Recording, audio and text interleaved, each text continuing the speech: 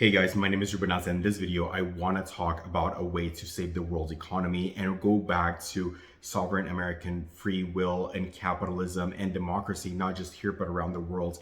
And the simple solution to really fix all of the world's economy from everything we've seen really in the inception of a lot of this cronyism is to issue a margin call on the world banks and the Federal Reserve System. And what this fundamentally means is that whenever you go into a bank or institution anywhere in the world, but really here in America, they can multiply that dollar times 10, and that is the amount of artificial currency that oftentimes is being created or so.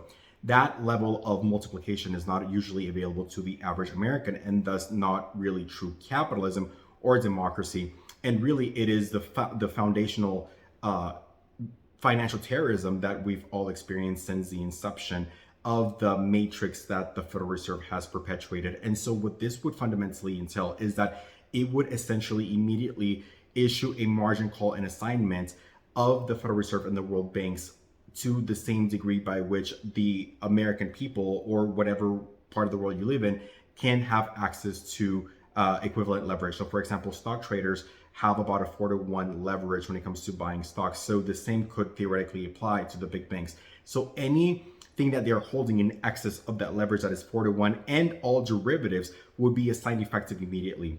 When Obama and the establishment and the institution bailed out the big banks with American taxpayer money, what should have happened is that all of the accounts receivable would have gone to every Social Security card holder, as we were the ones who fundamentally built out the banks. But that obviously did not happen. So the way to really convert and reverse all of this, one of the things I always like to remember is that the truth is neither partisan nor is it complex. It is the lies that people tell in subversion of the truth to perpetuate their own narrative that become complex and political.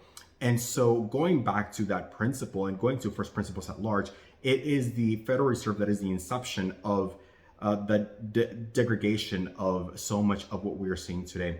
So this would actually work out in a true trickle down economics kind of way. So the moment that a lot of these banks become insolvent because they do not have the liquidity or the margin to withstand the amount of debt that they are unfairly receiving, and being able to multiply with assets that are not actually there, they would become insolvent. That insolvency would then trickle down at the increasingly deflated rate. So for example, let's say you have a 30-year mortgage that has been sold in derivative packaging by all of these banks.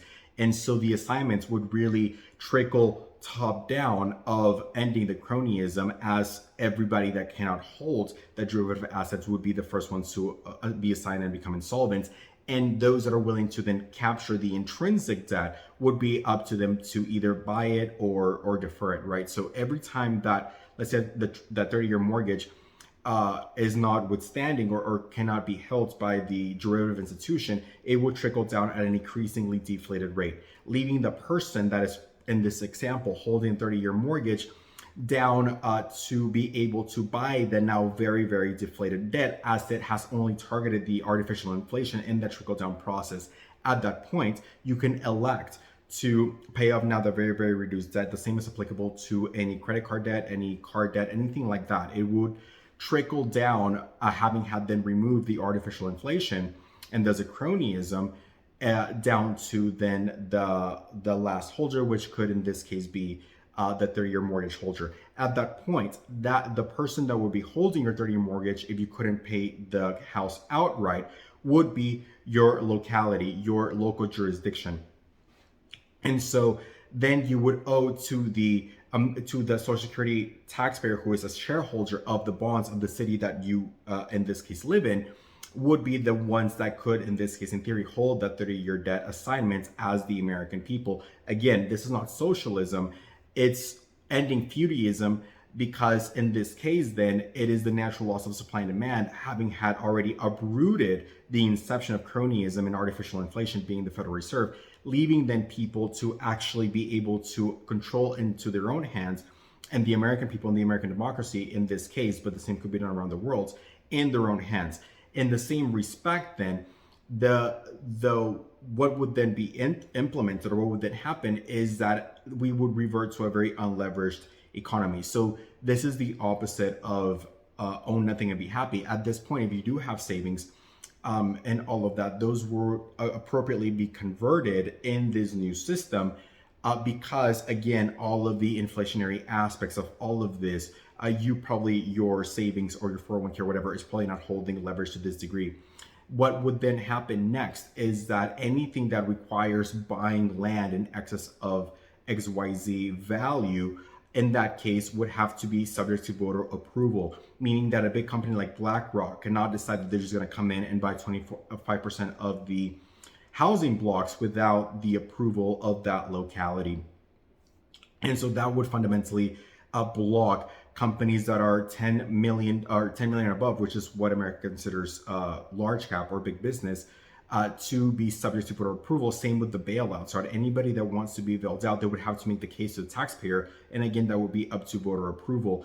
But then the economy and capitalism would be sovereign and free, as it would be the services rendered that people value that would rise as the time or bandwidth of that person rises in demand, uprooting the scarcity economics that keeps people in this perpetual matrix by which they are entrapped and really in bondage. And so what would obviously happen thereafter is that there would be a massive contraction of stocks and really a lot of these deleveraged then asset classes, right? So what would continue to happen is that all of the artificial inflation that the top 1% of the world, if that, have benefited from, as everything reverts back to its intrinsic value, the relative place of any publicly traded company, your savings or business or otherwise or anything like that, would still be on par with its relative notional intrinsic value that society has for it. So what would then happen is that any and all publicly traded companies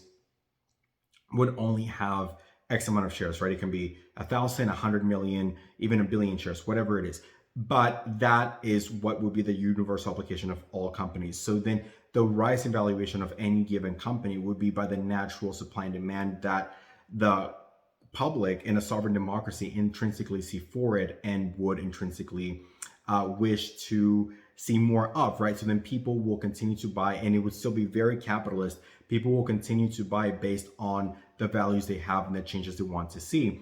And that would continue to be empowered. So then capitalism would naturally rise, as, for example, if you are a great doctor, a great massage therapist, as more demand increases for your specific brand or service, then naturally the rate per hour or day or what have you would naturally increase, absent of the invisible hand that the Federal Reserve has placed and anointed very few institutions with. And so obviously this is a never going and increasing conversation, but the root of all bureaucracy and corruption in the world lies in the room of destruction in the matrix of arbitrage and error. And so whenever you have all this artificial inflation and money creation, where that money goes and how it is assigned makes man the judge, jury, and arbiter of that spread, and it enables a lot of corruption from top down. This would essentially pop the bubble of the top 1% of the reverse pyramid and all of their artificial creations, and it would trickle down based on the intrinsic notional value that people have, saving the world's economies, and then obviously safeguarding against anything like this ever happening again. So like I said, this is something that is a lot more explicitly detailed on my website, RLD for Congress, but I want to introduce this idea and concepts into the social memory complex, as you guys have obviously seen how quickly that ripples into the Akash. And so when we hear things like the Great Reset, the social memory complex of humanity will then register a new Earth sovereign America. And the idea that going to a sovereign democracy, to a sovereign world, and having freedom or ending the Federal Reserve is complex or complicated is an absolute fallacy. It could actually happen in as little as 7 days. Assignment happens every day in the stock market. People are margin called and assigned every day. The same would happen. The world would basically issue assignment to all of the world banks and the derivatives and the Federal Reserve effective immediately. And immediately anything that is unassigned would begin to trickle down and deflate and pop and pop and pop and pop. And so only the intrinsic notional value exists in empowering the people to then be able to buy back their debt at a very, very deflated rate, or bond members and localities be able to democratically and sovereignly unite in favor of what they want to see more of. And it would be the locality taxpayer, whether it's America, India, or what have you, who will be the debt holders through different institutions, but outside of the invisible hand of the Federal Reserve and the world banks. So with that said, I love you guys. Thank you so much for watching, and I'll see you guys on the next video.